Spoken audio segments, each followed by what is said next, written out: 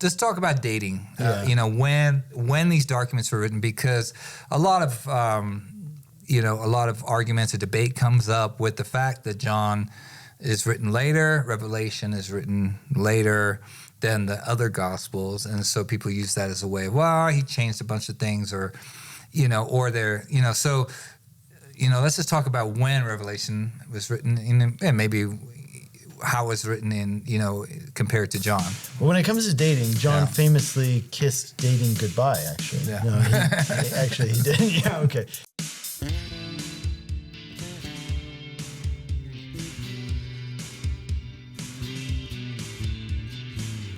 Hey, welcome to Whitefields Community Church Sermon Extra. Great to have you with us once again this week. I'm here with Pastor Nick Cady, pastor of Whitefields Community Church here in Longmont, Colorado, and we are in our series called Letters to the Churches, and these are the 7 letters, the 7 churches in Revelation chapter 2 and chapter 3, and we're making our way through that, and we've come to our second letter to the church in Smyrna, and that's Revelation chapter 2, verses 8 through 11. Triumph in Tribulation was the title of that message, and so if you missed that on Sunday, go over there to whitefieldschurch.com and you can download it.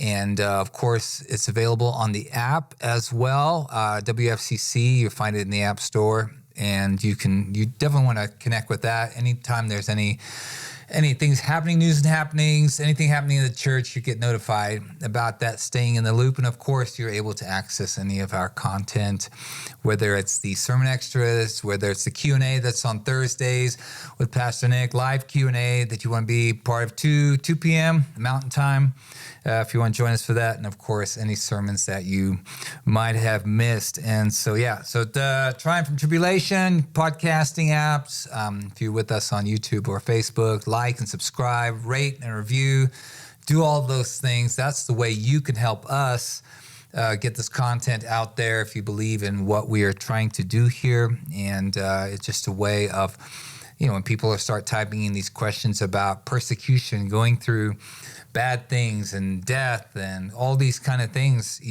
we'll be able to pop up in their search windows with Christ-centered, gospel-centered answers to their questions. And so this week, I think we're gonna put on our history hats and we're gonna dive into some details. And maybe, those of you who are history buffs and like to get into the why, the what, and where, and how did it get here and those kind of things. So we're gonna dive into some of those things. And the question for us today was John, and let me preface this to say that nowadays, when we have so much information available to us, a lot of modern scholarship, there's a lot of things happening, people, changing their minds about this and about that, and so sometimes these things pop up and there can be confusion, so hopefully we can clarify and bring some clarity to that. And one of those things is that there's a question out there, and it's, who is John that we're talking about? Is the John that wrote Revelation, is he John the Apostle, or is he a different John? So is John of Patmos and John the Apostle the same person? Yeah, so the answer is yes. And we can talk about some of the reasons why this is even a question. But I'll give you my answer, and that is, I absolutely believe it's the same person. And the reason I believe that is because of the record from the church fathers, right? These are people closest in time to the writing of this letter. One of those people is a man named Clement of Rome. And Clement of Rome, we know, was a disciple of the disciples, right? So he was a personal acquaintance of the Apostle Peter and of the Apostle John. Now, Clement of Rome then talked to those who were like the next generation after him. This would be people like Irenaeus, if anybody's ever heard that. The other name would be Clement of Alexandria. And Clement, Justin Martyr, he's a little bit later. He's the 200s. Origen is around that same late 100s, 200s. Apparently Clement was just like a popular name back in the day. It's really kind of fallen out of popularity. A lot of Johns around these days, not a lot of Clements. A lot of Michaels. Yeah, not a lot of Clements. They had like one Michael back in those days. He was like an angel. He was an angel, yeah.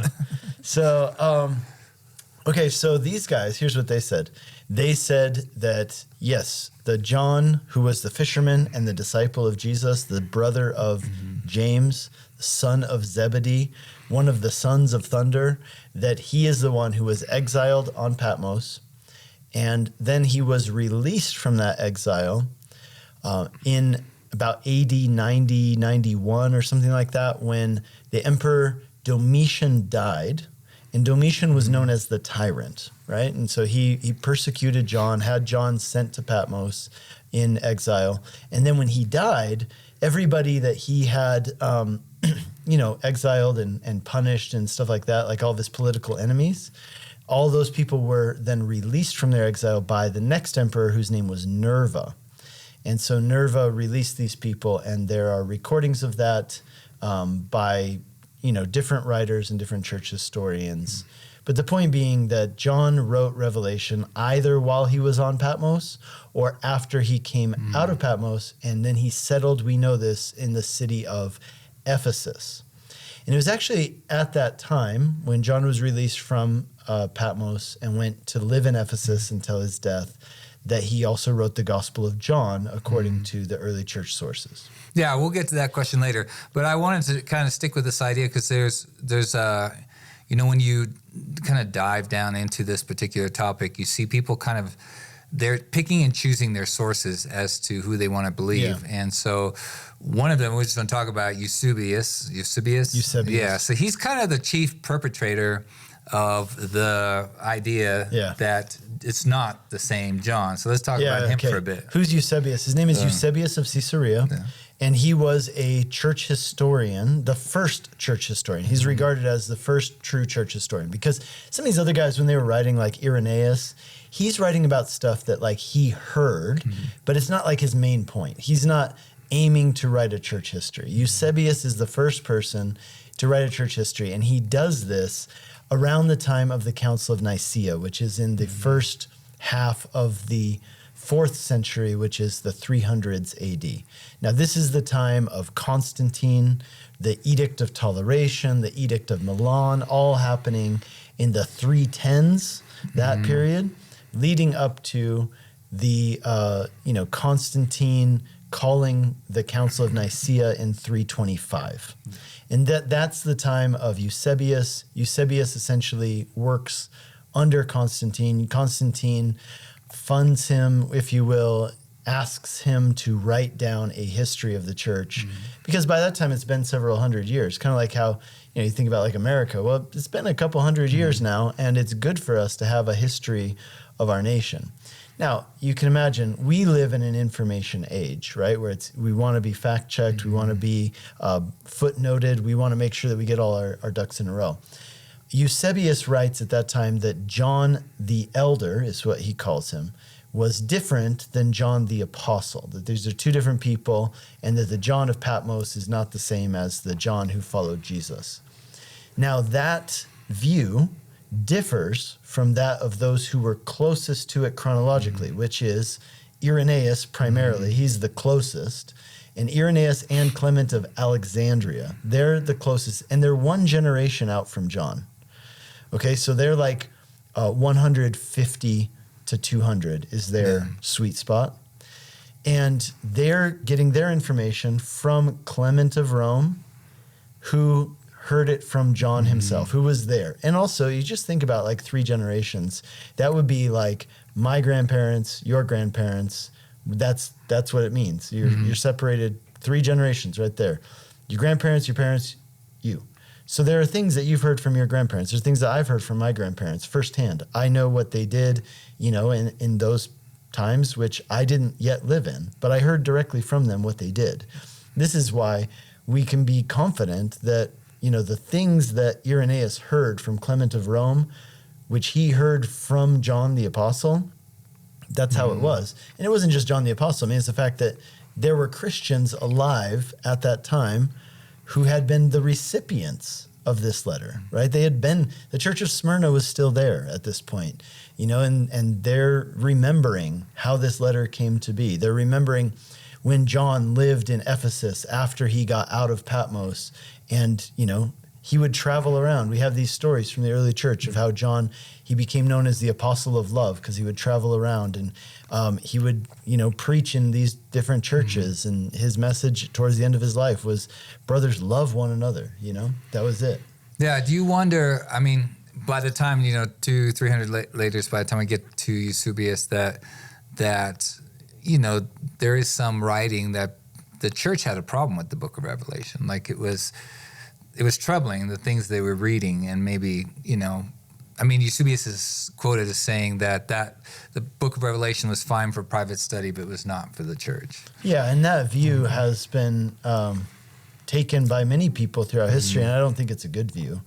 And there are a lot of things that people take issue with Eusebius because they say that maybe he colluded a little bit too much with Constantine, or he was too much pressured by what the church and state kind of coming together would have influenced him. But also you can imagine that by that time, Eusebius is writing in a time where the Council of Nicaea, it was called together for the purpose of making sure the whole church was on the same page theologically. Yeah. Because, again, you had these isolated pockets of Christianity. And so let's say you were in a certain region. Your region would have a bishop. He's like the guy who kind of oversees all the little churches in your geographical region. Now, sometimes if the bishop got on to some pet doctrine that differed from Orthodox Christianity, he basically had very little accountability because of how geographically isolated some of these people were. And so that led to different heresies, different movements, and that was what Constantine was after. I actually think that the Council of Nicaea that Constantine called, it was very good and very necessary. Yeah. He said, look, some of these Christians out there are teaching that Jesus is not fully God, and some of you are. That sounds like a pretty big deal. You guys should get on the same page about it. I'll host it. Right? And that's essentially what happened. Called these guys together. They hashed it out from the Bible. What does the Bible say? What is the tradition of the church? And they came to the conclusion, no. Jesus is God. That's an essential doctrine. And if you don't believe it, you are a heretic, or the other word we use for this is you are heterodox, which is the opposite of orthodox. And so I personally think that was a good thing. But think about that milieu of that time, which is there are people, fragmenting.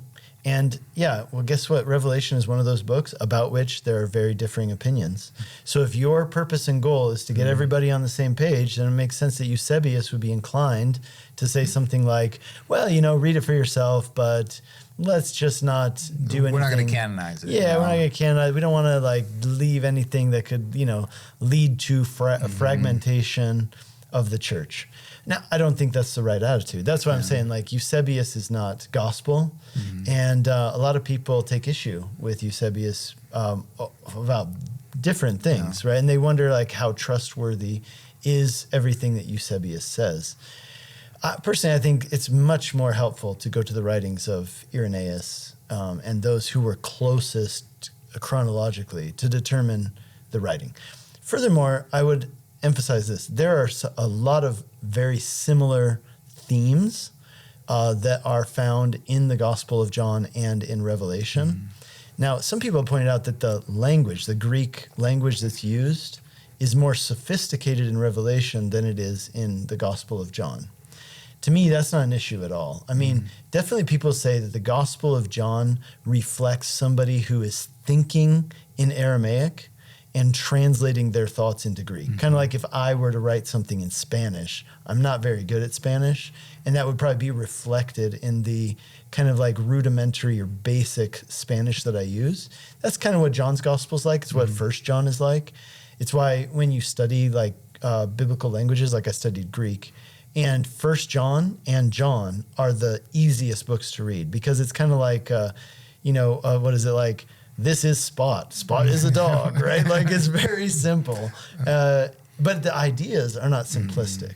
But it is simple, and you can get that. Even just these short, fragmented statements it makes, in the beginning was the Word, and the Word was with God, and the Word was God. It's a simpler way of talking, as opposed to a flowery Greek language like you have in the book of Hebrews, for example. Now, some people say, well, Revelation reflects a more developed knowledge of the Greek language. I don't think that's a problem either, because you got to understand these things are being written through scribes, right? And so both the Gospel of John and Revelation are probably being written through scribes. Maybe it's a different scribe. Maybe the scribe is, kind of taking what John says and helping him to develop it. I don't think that negates the inspiration of the Holy Spirit by any means. But some of the themes are the same. Like, I'll give you a good example. The letter to the church in Ephesus about, you've abandoned the love you had at first. I mean, this gets right back to the same themes that we see throughout John's gospel and John's epistles of the theme of love. Another really big deal in these is that you have the repetition of sevens. So John's gospel is structured around 7 signs. And I would just add, I'm actually teaching a course right now on the Gospel of John for a Bible college, for Calvary Chapel Bible College. It's 7 plus 1, right? Which is a really common thing in the Bible, because you got 7, the number of completion, and the number 8, the plus 1, is the new creation, the new day, right? So Jesus' resurrection is the 8th sign. Okay, but that's aside. The point is that Revelation is structured with all these groups of 7. Yeah. So is John's gospel. 7 sayings in which Jesus says, I am, 7 I am statements, 7 signs. It's very similar in those ways. And some of the titles that are used for Jesus, the emphasis on Jesus' deity, all of these things. And you could ask, why is that? Well, you got to realize, again, at John's time in the 90s AD, when he would have been writing these letters, after he got off the island of Patmos, one of the big doctrinal discussions at that time was the question of Jesus' nature. Is Jesus fully God? And is Jesus fully man? There's a teaching called Docetism at this time. Docetism is the belief that Jesus is fully God but not fully man. And then you had, on the other hand, right, later on, it became known as Arianism, but it's the idea that Jesus is fully man, but not fully God. And John is trying to combat both of those things in both of these books, both the Gospel of John and the book of Revelation. And also this emphasis on being an eyewitness is very important in all 3 of those books. So to me, slam dunk, not a question. The one thing, Eusebius' writings, but again, there's too many questions about Eusebius, and he's distanced or separated by enough time that Eusebius saying it was someone named John the Elder doesn't bother me at all. Like, it doesn't sway me. I'll give you one more thing. And this is another argument against the idea that it was a different John who wrote it. And that is that the John who writes it says, I, John, write these things when I was on the island of Patmos. So first of all, we have the testimony of the early church telling us that the Apostle John was exiled on Patmos. Number 2, we have the fact that if there were 2 people named John, it's very unlikely that you would have somebody named John the Elder who just throws, hey, I'm John, right? Like when you call somebody and there's only a handful of people that you can call, and you can say, hey, this is Nick, right? Without saying which Nick that you are, because they'll recognize your voice and you're the main Nick in their life, right? Now, if there are 2 Johns at this time, then the one John, wouldn't he need to differentiate himself from the other John? And the fact that he doesn't is just unlikely, that there were 2 Johns and that the second John didn't need to differentiate himself in any way from the other John. So, I completely agree. Yeah, it would seem there's a lot more evidence to say they're just the same person. Yeah. And it just came to my mind when, maybe our listeners, you've come across these modern day arguments that say, well, the writing styles are different, this and this is different, he used different grammar and these kind of things. And as you bring it up, they were writing through scribes. And, one of the great comebacks is that, well, who wrote the book of Romans? Was it Paul? Well, But no, because you get to verse 22 of 16 says, I, Tetius, who wrote this letter, greet you in the Lord. right. You know, so, and you learn that Paul wrote in a group many times, you know, so people, you know, say, hey, you could say that better, Paul, you know, whoever he might be traveling with at the time and those kind of things. And so we get this idea that Paul was in a corner with the candle writing, you know. But most likely, Paul didn't write any of his letters, though he was there. I mean, he's writing. Sometimes Galatians, he grabs the pen. He says, yeah. But these big letters, I'm writing, you know, so you know that it's me. And so, well, just as we bring this to a close, just talk about dating.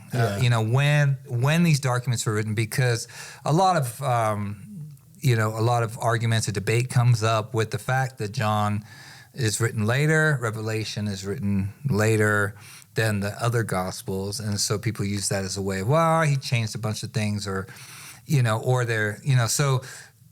let's just talk about when Revelation was written and maybe how it was written in, compared to John. Well, when it comes to dating, John famously kissed dating goodbye, actually. Yeah. No, he did. Yeah, okay. So you're talking about, when was it written? So, okay, traditionally, the view has been, and again, this is attested to by the church fathers, and it's actually also by Eusebius, which again, I just told you that we can't trust everything Eusebius says, but for what it's worth, Eusebius also says that he says it's the guy named John the Elder, that it was written after John, I believe John the Apostle, he said John the Elder, after John, whoever it was released from the island of Patmos and returned to Ephesus, which is just across the strait there from the island of Patmos.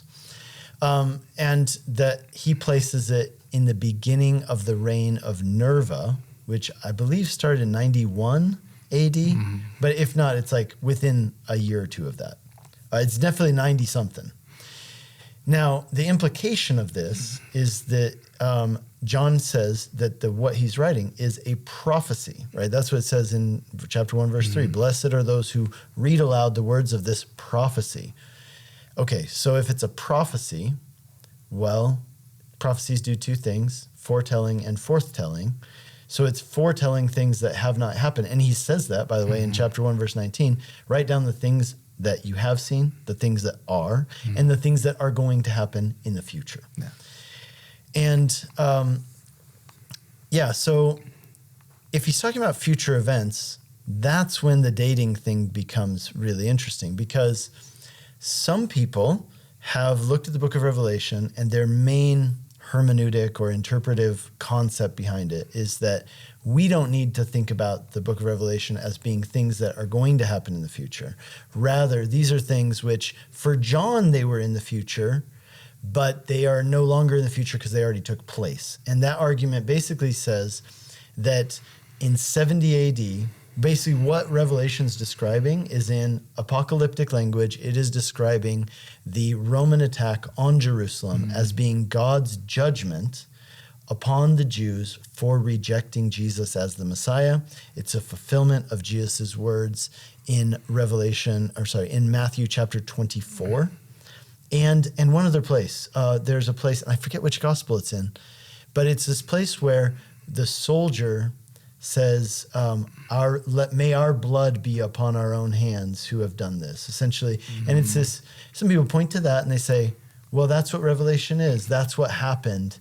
Revelation is foretelling what is going to happen in Jerusalem as God's judgment against the residents of Jerusalem for rejecting Jesus as their Savior. And so this is a kind of preterist argument about Revelation. Now, there's a certain form of preterism which looks primarily at Matthew 24 and Mark 13, the Olivet Discourse. But then there's a even further degree that some people take preterism, which is the view that these passages have already taken place at 70 AD. And they try to interpret Revelation as that. These are the things, but in order to do that, in order for Revelation to not be writing about something that already happened in the past, but for it to be writing about something that's going to happen in the future, it had to have been written before the events that it talks about. So those people really try to argue that it was written in the 60s AD. But 60s AD would contradict the writing of all the early church that tells us when it was written, right? I mean, these guys who are living within the time of the lifetimes of the recipients of this letter tell us that those people all tell us it was written at the same time, after the death of Domitian, which happened in the early 90s. So,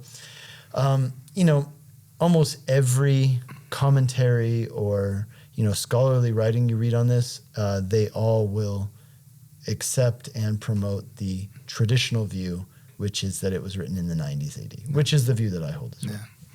All right, well, there you have it. We have solved all those issues here today. But no, I'm sure many of you have got out your Google Warrior fingers, and you're going to be searching a lot of things that we talked about today. And I encourage you to do that. Get in there, find some of these names, get into some church history, early history. It's a great way to have a firm foundation, solid foundation for your faith, because you just see, as Pastor Nick was talking about, just how things are passed on and how, that information, 200, 300, 400 years later is still very much the same, and and so you want to go back and you want to read some of these writings and read some of these things and get to know it for yourself. We have so much available to us now these days, and so hopefully this was kind of a taste of that, kind of spurred you on.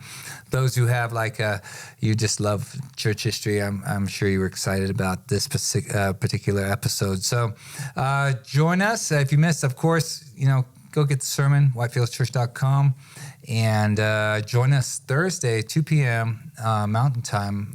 Pastor Nick will be answering questions live on YouTube. So get your questions ready. Join us live. Put them in the chat. Send us to them via email right now. You can do that on his website, nickcady.org, or info@whitefieldschurch.com, and we will get those questions answered for you. So God bless.